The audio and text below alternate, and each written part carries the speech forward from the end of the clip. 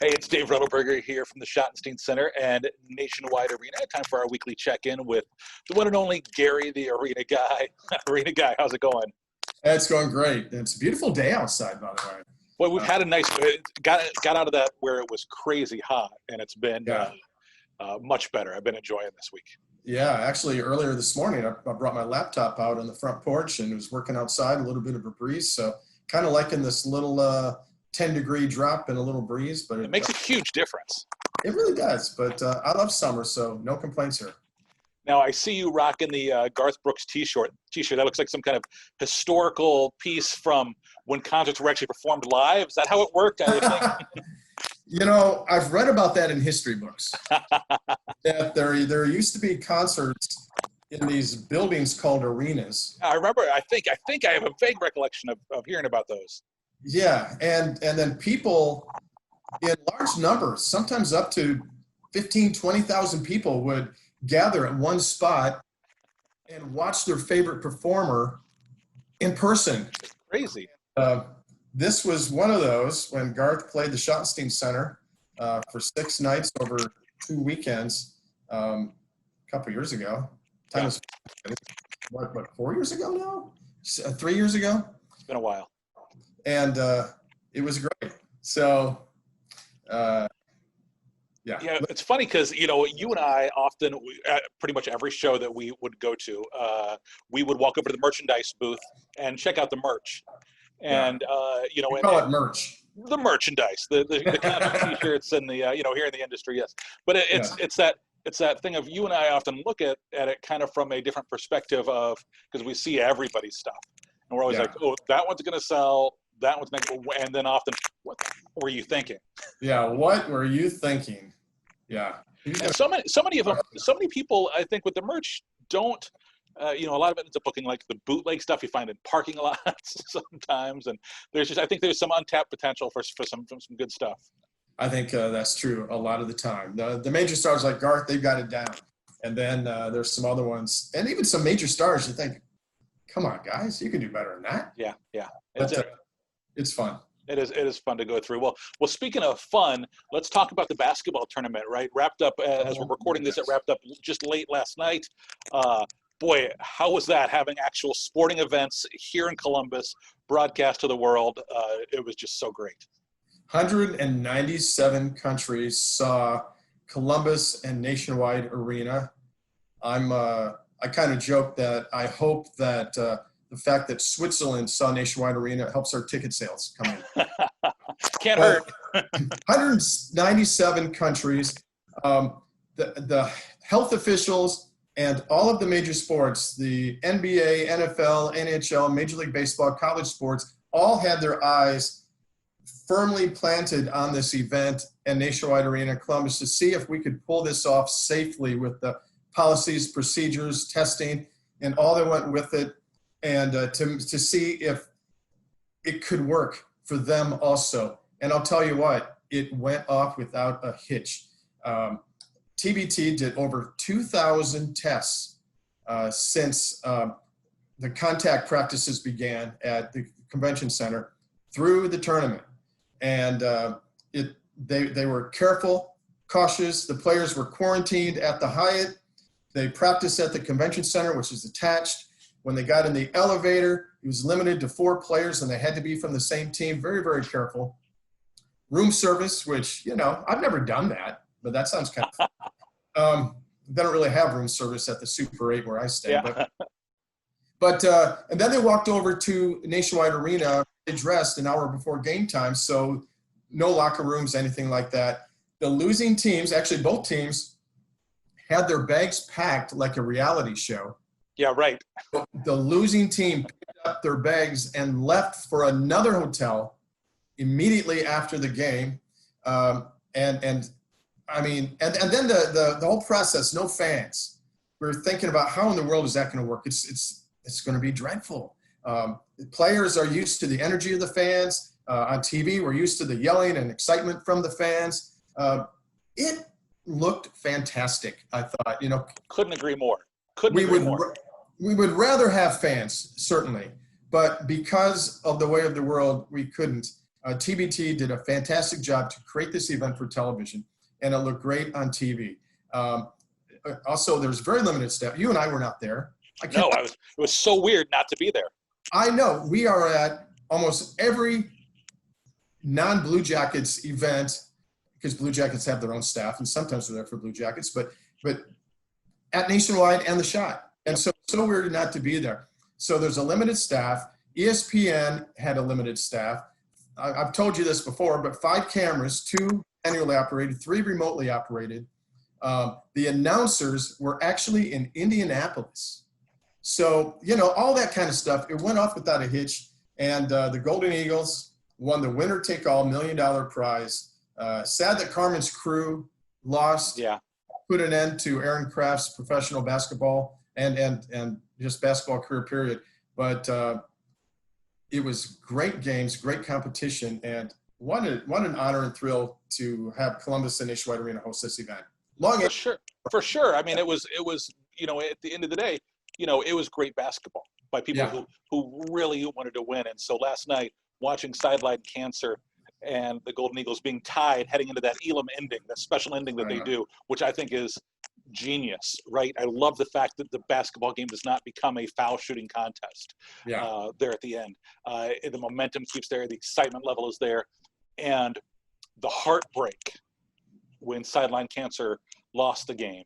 They were crushed, and the thrill for Golden Eagles, who came so close last year, but this year were able to pull off the big win. And just to see, my younger son was like, "Dad, calm down," because I was yelling at the TV again. It was just so great to be yelling at the TV about sports and just having a blast, and it was great. And there were points where I missed the crowd for sure, but I also liked hearing the chatter between the teams. I liked hearing the sounds of the court. I liked hearing the players talk to each other.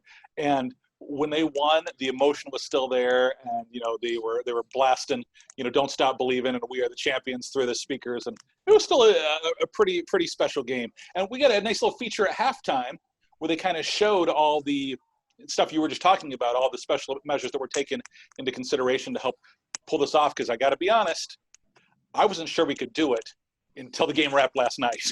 Nobody knew. I mean, this is uncharted territory, to use one of the catchphrases that has come out of this in the past few months.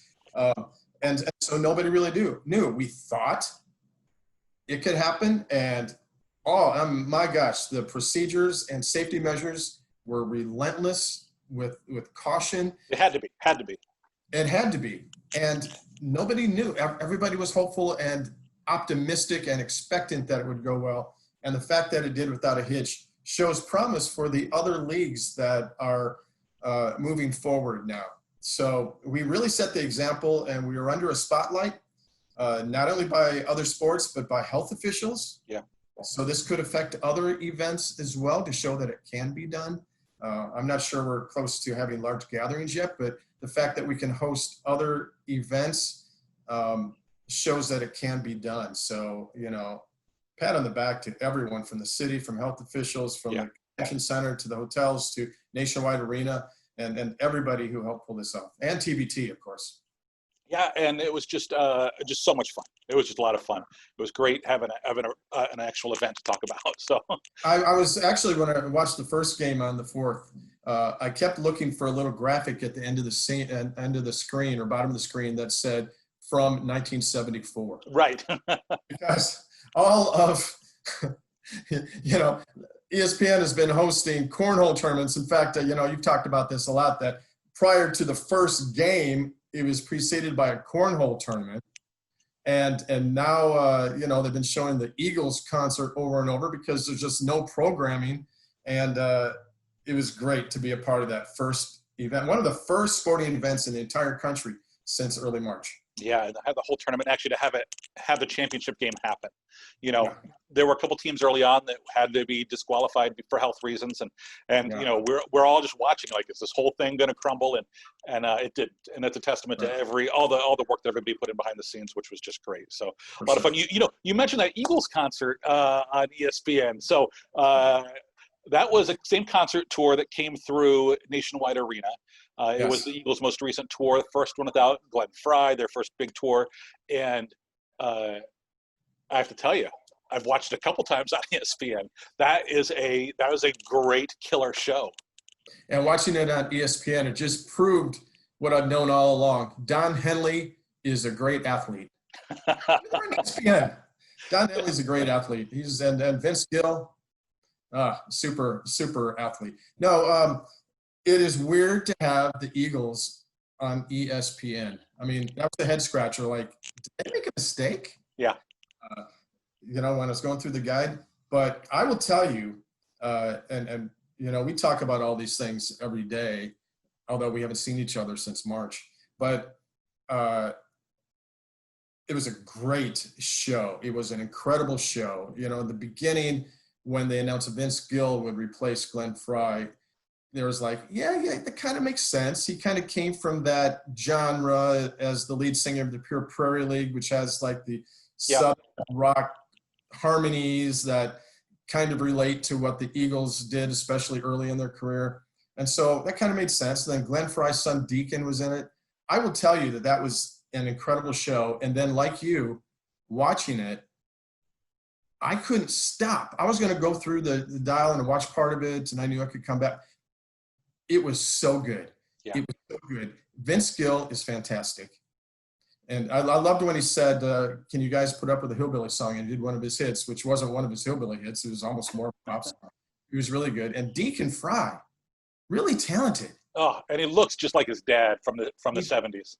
Yeah, when he did Peaceful Easy Feeling, it was like, this kid is super talented. So this wasn't a toss in just because of family ties. And then, of course, Glenn Fry and Joe Walsh and Timothy B. Schmidt and all those guys. It was truly fantastic. And did you notice the quality of the production? It was unlike anything I've ever seen before. The production value, the lighting, the quality was incredible, and which added to the enjoyment of the concert as well. It's funny you mentioned that because, you and I have done a whole hour-long video on the best concert movies, but this is shot. Like, I was actually stopped at my tracks where I said to my wife, I said, this is just beautiful. Maybe I just really miss concerts. You know how when you're super hungry and you get a drive-through cheeseburger and you're like, oh, that's the best cheeseburger. Maybe I just miss concerts that bad, but it was beautifully recorded. It sounds great. And it's funny because you and I together, we talked about this, that night at Nationwide Arena when the tour came through town. Expectations for me were low, and I was surprised they were just still this is still Eagles ticket pricing, right? They were the first band to really break that $100 barrier on a major tour for so many things years ago. And I thought, well, is this really the Eagles? And then that night of the show, I remember just like it almost re-energized the band in some ways, and it's just a great show. And and seeing it again without those diminished expectations, it's still an amazing concert. I just love that. And my wife now, she's always walks in on me watching, are you watching this again? And I'm like, yeah, this is an awesome show. Yeah, it really was good. I am so impressed. And, it just proves the fact that what we do has a lot of value. Sometimes you joke about, concerts, whatever. But the fact that ESPN is playing a concert because there wasn't any other live sporting events and there are no concerts or anything really kind of fulfilled that hunger for live entertainment. And they could not have picked a better concert. It was really good. I bet the ratings for that were really good. And it really shows that there's a need and a desire to return to concerts when it's safe and when we can. And I don't think that can happen soon enough. Of course, we don't want to rush anything, but when we're ready, man, I can't imagine the excitement. Yeah, it's definitely something we're working on all the time. We tease it a little bit here and there, but we may have an announcement here in a couple days even. So it's just all the time we're working on stuff. So I teased that the arena guy was on Good Day Columbus this morning. So we're recording this on a Wednesday. So this morning, and teased the fact that in the coming days, we will be making a concert announcement, and that caused them to sit up straight. Wanted me to give hints, and they asked what genre, and I said, I will happily tell you the genre. It's entertainment. And you can't wait to share it. We are so excited because we haven't had a concert announcement other than cancellations or postponements in a long, long time. So excited about that. Yeah, it's always good to share some good news, right? These days Yeah. we enjoy that. Hey, speaking of concerts, and live at the Forum, another big concert anniversary this week, July 13th, 1985, to July 13th, 2020. It's been 35 years this week since Live Aid.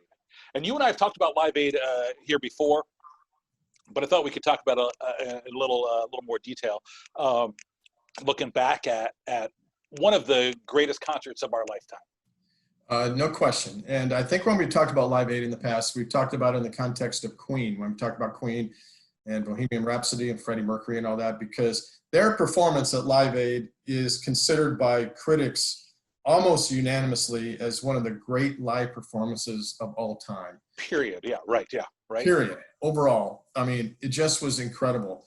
And I will never forget it. 1980, I cannot believe it's been 35 years.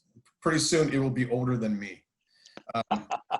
But I will show you that it was a big deal for me. VHS tapes right here. Oh, you got them.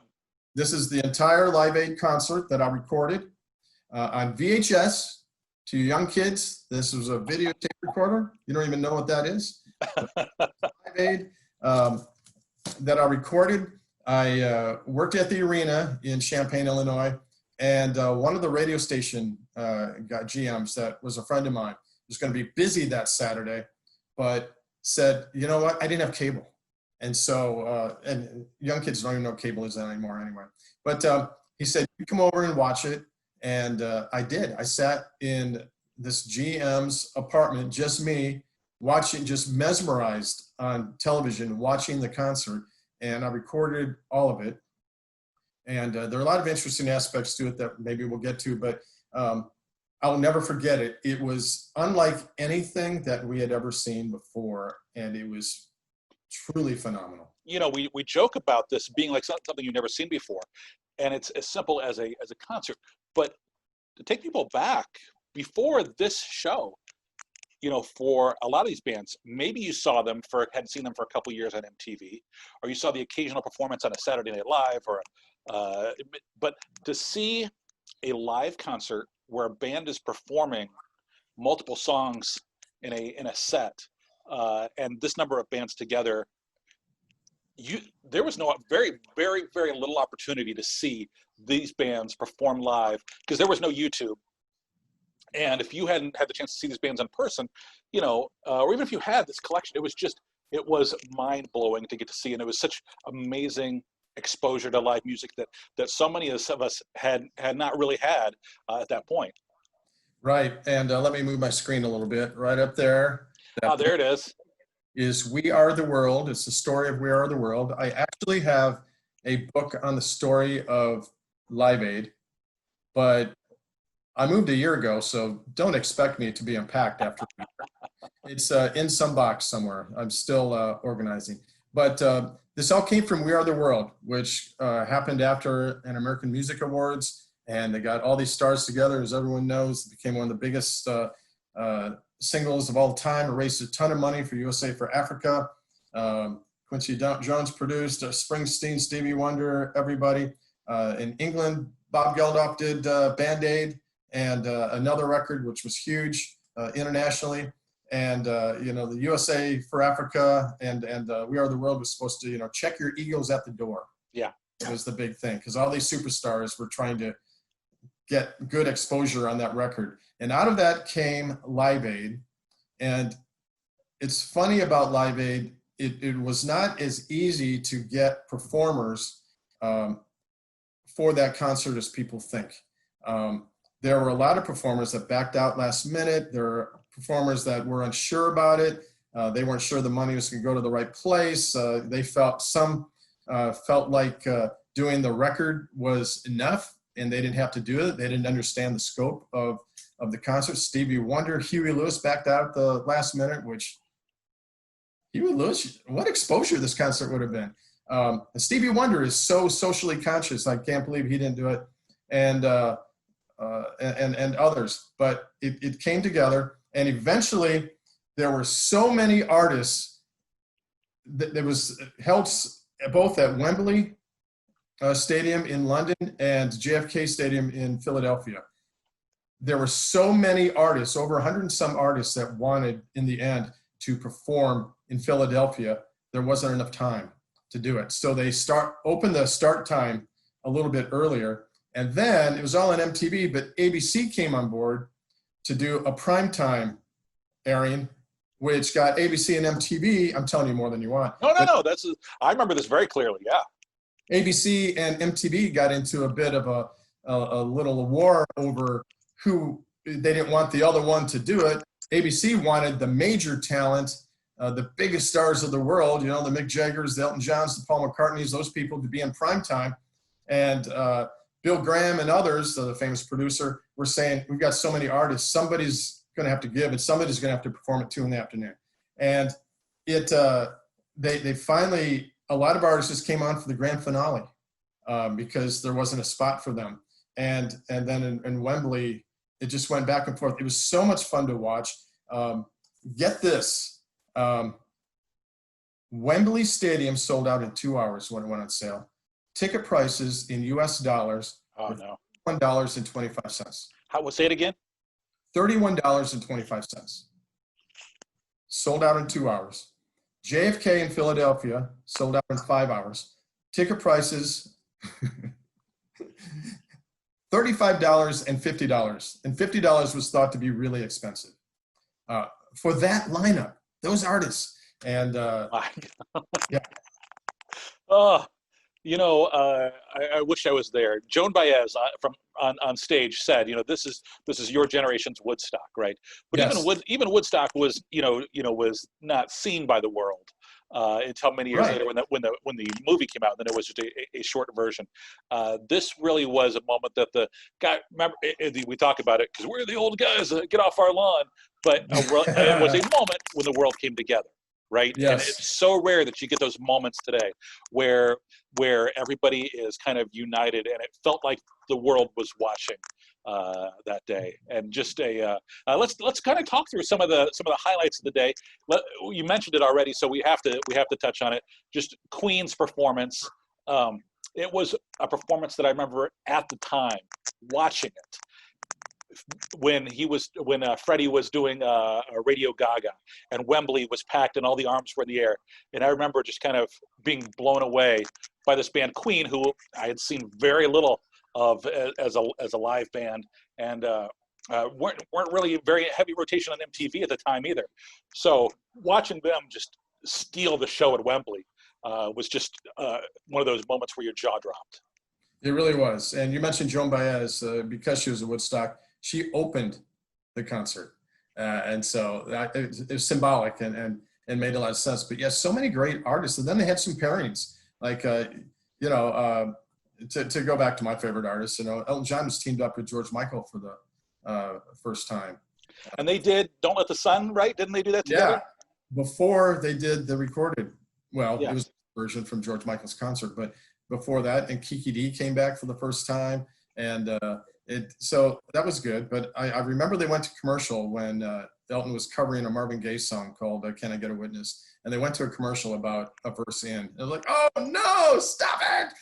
But look, I've got the DVD set right here. Yep, I've got that one too.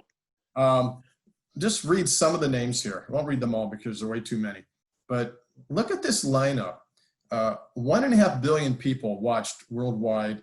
Bob Dylan, David Bowie, Mick Jagger, U2, Queen, Paul McCartney, Madonna, Elton John, The Who, Eric Clapton, Neil Young, Beach Boys, Sting, Tina Turner, Dire Straits, Bryan Adams, Joan Baez, Keith Richards, Ron Wood, Pretenders, Tom Petty, George Michael, Hall & Oates, INXS, Crosby, Stills & Nash, Phil Collins, Black Sabbath with Ozzy, Sade, Elvis Costello, The Cars, B.B. King, Duran Duran, Boomtown Rats, obviously, because Bob Geldof, Patti LaBelle, Spandau Ballet, Teddy Pendergrass, Ashford and Simpson, George Thorogood, Run DMC, My Hometown Boys, REO Speedwagon, Cliff Richard, of course, in England, Judas Priest, Thompson Twins, Kenny Loggins, Kiki D, Adam Ant, Howard Jones, David Ruffin, and more.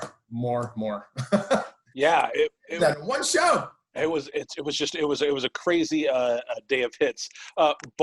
David Bowie had the unfortunate spot where he had to follow Queen. Yeah. But he had a great set, did a great live version of Heroes. One of the sets I remember very clearly was this little band that I'd seen on MTV a few times, but was blown away by their live presence, U2. This was kind of U2's coming out party to the world. I think they just did a couple songs, but it was like a 17-minute set. And I remember Bono getting off the stage, and at home, I'm like, who does this guy think he is? What is it? He's climbing off the stage? What's going on? And it was just, the band thought it was one of their worst performances ever. Oh, really? Coming out of the show, they were like, boy, that just didn't, because it's, it's hard to just go on stage and connect with, a stadium, but it actually translated pretty well and kind of launched them into being known as an amazing live act. Yeah, they were starting to get critically acclaimed, but they weren't quite what they are today. And I remember a photo that I just saw recently of Bono, McCartney, and Freddie Mercury sharing one mic during the finale. And I was thinking, Bono at the time, wow, did he belong up there with Freddie Mercury and McCartney? Of course, now he does. Right, sure. Yeah. So, and that finale of, what was it, Let It Be, I believe? Yeah. Or Hey Jude, I don't remember. I think they did both, but McCartney had some mic troubles. Yes, that's true. Yeah, which was kind of funny. You're like, no. Yeah.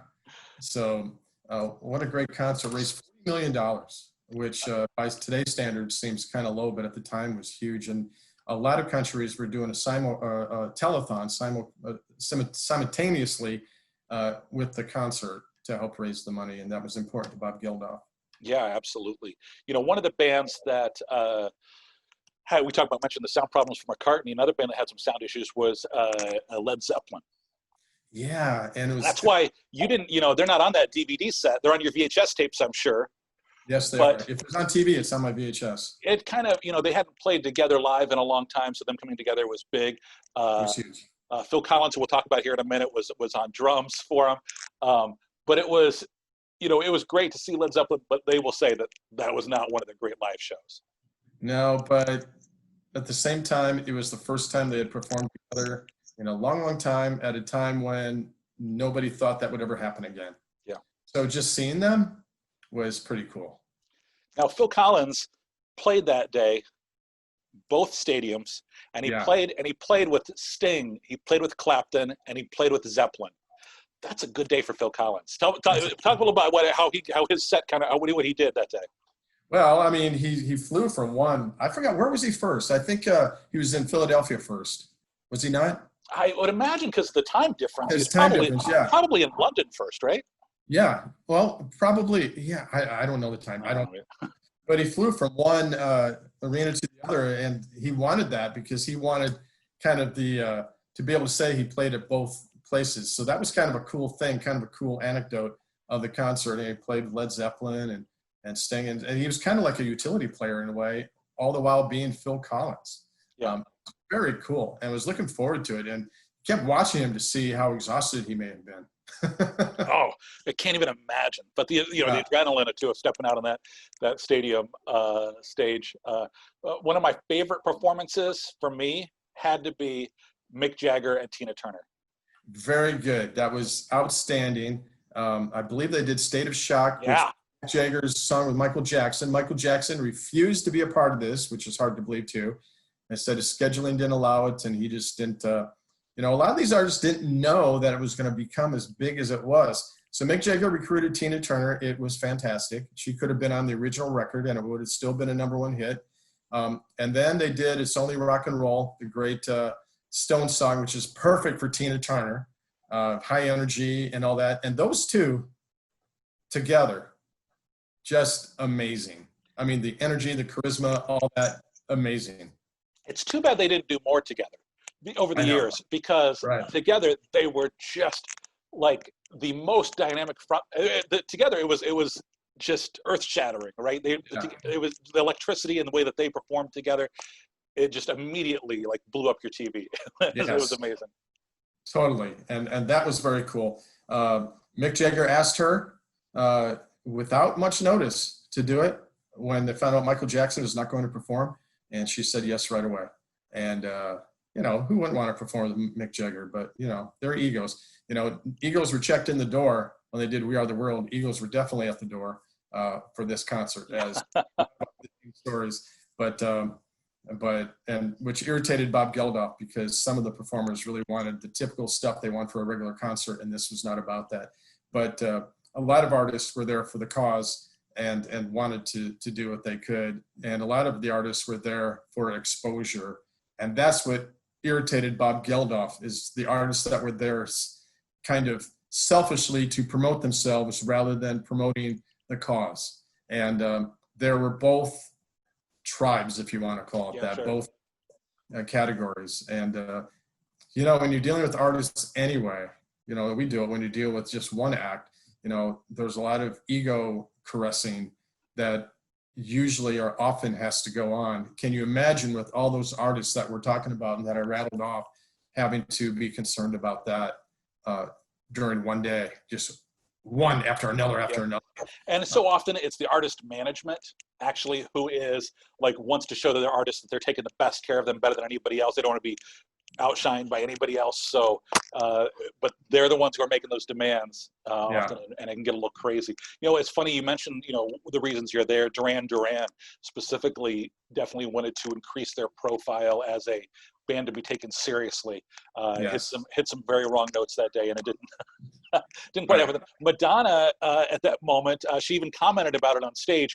She had just kind of blown up as a artist, and in '85.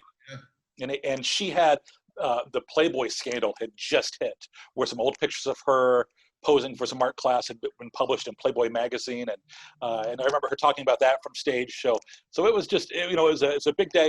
Hall & Oates, their hometown boys in Philly.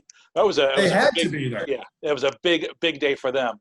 And they brought on a couple members of the Temptations, also Philadelphia, and they brought them on to do, because they had done a few covers with the Temptations, The Way You Do the Things You Do, and some others. They had a couple of big hits with them, and they were on stage with them too, and that was very cool. I mean, if you talk Philadelphia, you had to have Hall & Oates. It was just I remember you mentioned when they cut away for commercial. And I remember all day long as they bounced between the stadiums. And there were some things that were just on radio. There were some things that were on MTV. There were some things that were on ABC. There was a break between MTV and ABC's coverage. And I just remember feeling like I was missing something, and I didn't want to miss it all. Great to have these memories. I do want to let people know that, there's the DVD set. So many performances are on YouTube, but you can also listen to a lot of them. We're not selling it, by the way. But. No, right. There's no link. There's no link where we can make $1. But a lot of performances are on Spotify. Spotify has a great Live Aid playlist where you can hear almost the entire concert. Led Zeppelin stuff's hard to find, but the Queen stuff's on there. And if you just want to kind of step back in time and visit that great live music, 35 years ago, my friend. Hard to believe. I mean, I remember it so well. 35 years. That's crazy. Well, hopefully it's not 35 years until we can do a concert again. Oh my gosh, I hope not. Right? Hey, really are looking forward to that. We have some cool news. We've done a couple blood drives at Nationwide Arena, but we finally have one coming up at the Schottenstein Center, right? Yeah, the first, let's call it the first event happening at the Schott since March. We've talked about that Nationwide. We've had, 3, I believe, at Nationwide. Yeah. This is the first event at the Schott since March. So it's a blood drive on July 30th. And you can get all the details at schottensteincenter.com.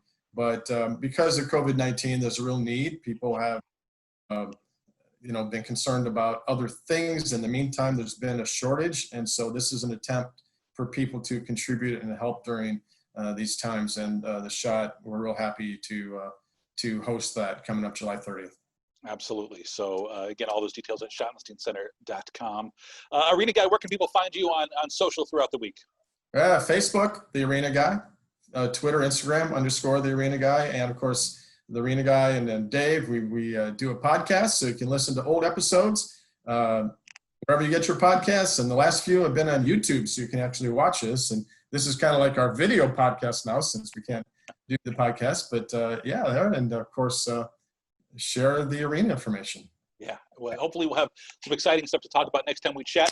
Not going to be next week. I haven't actually told you this, but next week I'm taking some days off. My oldest son is turning 18. Talk about old. So I'm getting old. Yeah. So I need some time off. But no, I'm just going to have some family time, and then we'll check in 2 weeks and hopefully have some good concert news to share. As Marvin Gaye would say, I heard it through the grapevine. So I kind of expected that. And actually, who knows? We can talk about this off the air, but the next week I might be off. So we'll have to. Okay. All right. So anyway, we'll get back to this. More great stuff to come. Yeah. Of course, we do appreciate you, everybody who's watching and following along in this adventure with us. If there's any topics you'd like to discuss, feel free to drop us a line through any of the social channels that the Arena Guy there mentioned. Arena Guy, always a pleasure, my friend. Always. Take care.